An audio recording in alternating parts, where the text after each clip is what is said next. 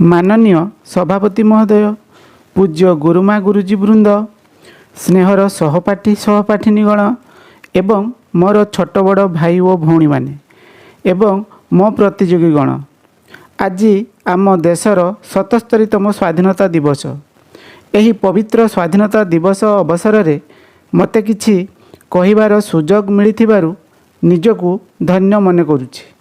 स्वाधीनता दिवस हेउछि आम देश भारतर प्रधान जातीय उत्सव बा पर्व।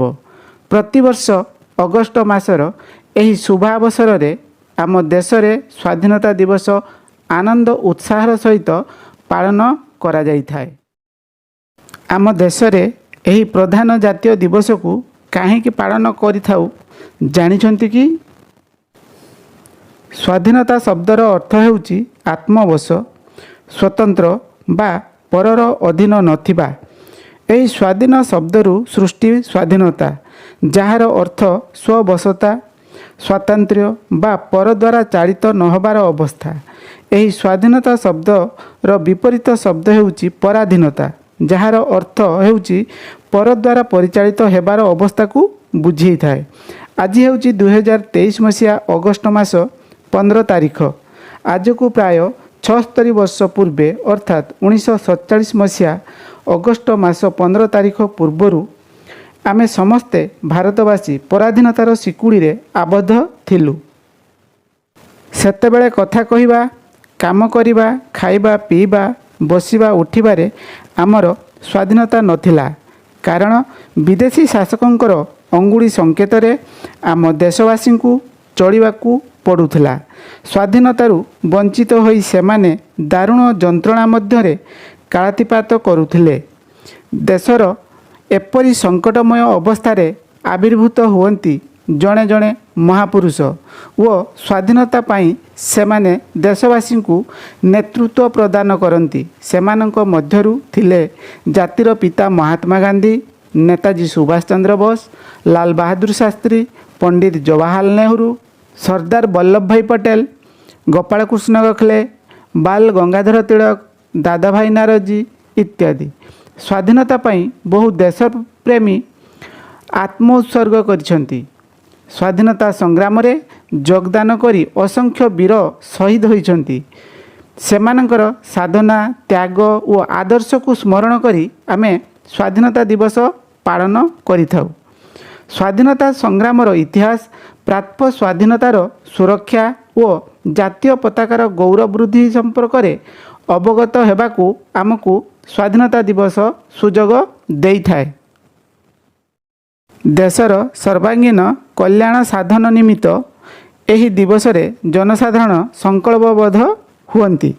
देश को शक्तिशाली, सुसंहत व समन्वित करिबा पई एही दिवस रे देशवासी प्रेरणा लाभ करती।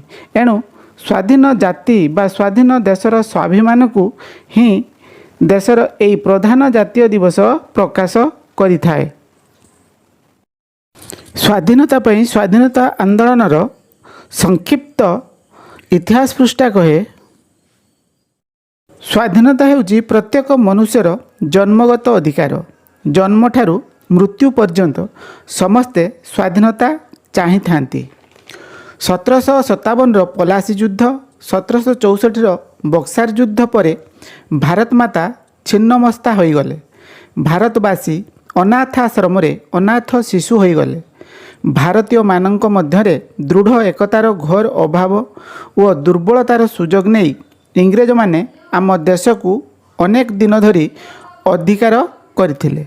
फलरे भारतीय माने अत्याचारित, निष्पेषित व अवहेलित होई रहीगले। तथापि भारतीय जाति इंग्रेज व्यक्तिर प्रचंड मुकाबिला करथिले। सिराज उद्दौलांक ठारू आरंभ करी टीपू सुल्तान, जोई राजगुरुंक ठारू आरंभ करी लक्ष्मण नायकंक पर्यंत देश पई प्राण बलि देबाकू आगे आसिले। 1857 सिपाही विद्रोह रे झांसी राणीकर रणकुहाटरे इंग्रेज सेनापति चमकी उठिले।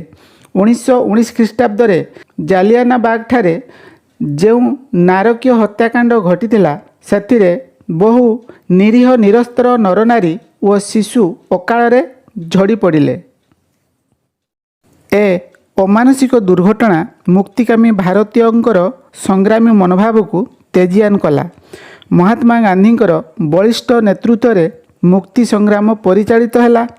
1921 ମସିହାରେ ଭାରତୀୟମାନେ ଅସହଯୋଗ ଆନ୍ଦୋଳନରେ ଯୋଗ ଦେଇ ଭାରତରେ ଇଂରେଜ ଶାସନକୁ ପଙ୍ଗୁ କରିଦେବାକୁ ଉଦ୍ୟମ କଲେ।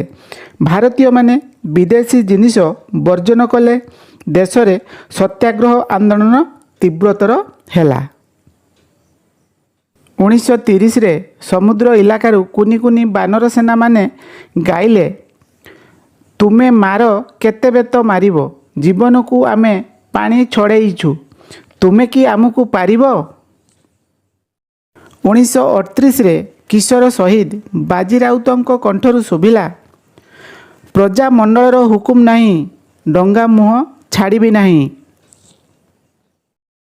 1942ରେ ବମ୍ବେର ଗୋଆଲିଆ ଟ୍ୟାଙ୍କ ମଇଦାନରୁ ପ୍ରତିଧ୍ୱନିତ ହେଲା, ଭାରତ ଛାଡ଼, କର ଅବା ମର, କରେଙ୍ଗେ ୟା ମରେଙ୍ଗେ। ସେହିପରି 1944ରେ ଏହି ସୁଭାଷ ବୋଷ କହିଲେ, ମୋତେ ରକ୍ତ ଦିଅ, ମୁଁ ତୁମକୁ ସ୍ୱାଧୀନତା ଦେବି। ସମସ୍ତ ସଂଗ୍ରାମୀଙ୍କର ମୂଳ ଲକ୍ଷ୍ୟ ଭାରତର ସ୍ୱାଧୀନତା। ମହାତ୍ମା ଗାନ୍ଧୀଙ୍କ ନେତୃତ୍ୱରେ ଦେଶର ଜନସାଧାରଣ ସ୍ୱାଧୀନତା ଆନ୍ଦୋଳନରେ ଯୋଗ ଦେଲେ। ଗାନ୍ଧୀଜୀଙ୍କର ଅହିଂସା ଅସ୍ତ୍ର ପ୍ରୟୋଗ ସ୍ୱାଧୀନତା ପ୍ରାପ୍ତିରେ ବିଶେଷ ସହାୟକ ହୋଇଥିଲା। ସ୍ୱାଧୀନତା ପ୍ରାପ୍ତି ପରେ ଜନସାଧାରଣ ଏହି ପ୍ରଧାନ ଜାତୀୟ ଦିବସକୁ ମହାସମାରୋହରେ ପାଳନ କରିଥାନ୍ତି। କାଶ୍ମୀରଠାରୁ କନ୍ୟାକୁମାରୀ ପର୍ଯ୍ୟନ୍ତ ସର୍ବତ୍ର ସ୍ୱାଧୀନତା ଉତ୍ସବ ମହାସମାରୋହରେ ପାଳିତ କରାଯାଇଥାଏ। ବିଦ୍ୟାଳୟ, ମହାବିଦ୍ୟାଳୟ ଏବଂ ସମସ୍ତ ସରକାରୀ ଓ ବେସରକାରୀ ଅନୁଷ୍ଠାନମାନ ନାନା ଭାବରେ ସୁସଜ୍ଜିତ କରାଯାଇଥାଏ। ଛାତ୍ରଛାତ୍ରୀମାନେ ବିଦ୍ୟାଳୟ ପୋଷାକ ପରିଧାନ କରି ବିଦ୍ୟାଳୟ ପ୍ରାଙ୍ଗଣରେ ଏକତ୍ରିତ ହୁଅନ୍ତି। ତାପରେ ସେମାନଙ୍କର ପ୍ରଭାତ ଫେରି ଆରମ୍ଭ ହୁଏ। ଛାତ୍ରଛାତ୍ରୀଙ୍କ କଣ୍ଠରେ ବନ୍ଦେ ମାତରମ୍, ସ୍ୱାଧୀନ ଭାରତ କି ଜୟ ଓ ମହାତ୍ମା ଗାନ୍ଧୀ କି ଜୟ ଧ୍ୱନି ଗଗନ ପବନ ମୁଖରିତ କରିବା ସହ ସାଧାରଣ ଜନତା ମନରେ ପ୍ରେରଣା ସୃଷ୍ଟି କରିଥାଏ। ପ୍ରଭାତ ଫେରିରୁ ଫେରି ଛାତ୍ରଛାତ୍ରୀମାନେ ସ୍ଥିରୀକୃତ ସ୍ଥାନରେ ଦଣ୍ଡାୟମାନ ହୁଅନ୍ତି। ନିମନ୍ତ୍ରିତ ଅତିଥି ପତାକା ଉତ୍ତୋଳନ କରନ୍ତି। ଅତିଥି ଭାଷଣ ପ୍ରସଙ୍ଗରେ ସ୍ୱାଧୀନତା ସଂଗ୍ରାମ ଏବଂ ବର୍ତ୍ତମାନ ପରିସ୍ଥିତିରେ ଦେଶବାସୀଙ୍କ କର୍ତ୍ତବ୍ୟ ସମ୍ପର୍କରେ ସଂକ୍ଷିପ୍ତ ଓ ସାରଗର୍ଭକ ଆଲୋଚନା କରିଥାନ୍ତି। ଛାତ୍ରଛାତ୍ରୀ ଓ ଶିକ୍ଷକମାନେ ସ୍ୱାଧୀନତା ଦିବସ ପାଳନର ଉଦ୍ଦେଶ୍ୟ ସମ୍ବନ୍ଧରେ ଆଲୋଚନା କରିଥାନ୍ତି। ଶେଷରେ ମୁଁ ଏତିକି କହିବାକୁ ଚାହେଁ, ଆଜି ଆମେ ସ୍ୱାଧୀନ ଦେଶର ସନ୍ତାନ। ଆଜି ଆମେ ଏହି ତ୍ରିରଙ୍ଗା ତଳେ ଶପଥ ନେବା, ଭାରତକୁ ମହାନ କରି ଗଢ଼ି ତୋଳିବା। ମୁଁ ଏତିକି କହି ମୋ ବକ୍ତବ୍ୟ ଶେଷ କରୁଛି। ଧନ୍ୟବାଦ।